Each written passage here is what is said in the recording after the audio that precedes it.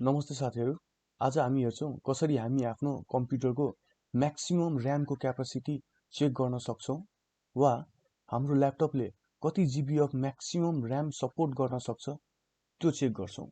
त्यसको लागि सबभन्दा अगाडि हामी आफ्नो कमान्ड प्रम्प्ट खोल्छौं। त्यसको लागि विन्डोज आर र यहाँ सीएमडी लेखेर इन्टर गर्नु होला।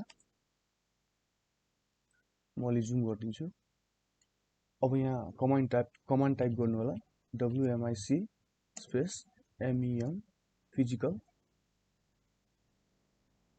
Space get max capacity comma space memory device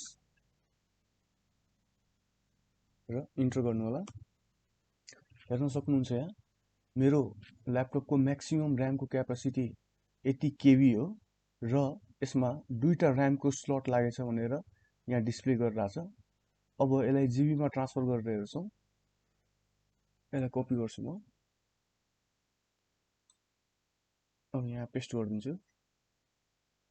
अब यहाँ रिजल्ट देखाइरहेछ 32 जिगाबाइट भनेपछि मेरो ल्यापटपले 32 जिबी सम्म र्याम सपोर्ट गर्छ र म्याक्सिमम नम्बर अफ स्लट यसमा र्यामको 2 वटा छ। हस् त साथीहरु, यो भिडियो कस्तो लाग्यो होला कमेन्ट गर्नु होला। लाइक शेयर र सब्स्क्राइब गर्न नबिर्सिनु होला। जय नेपाल।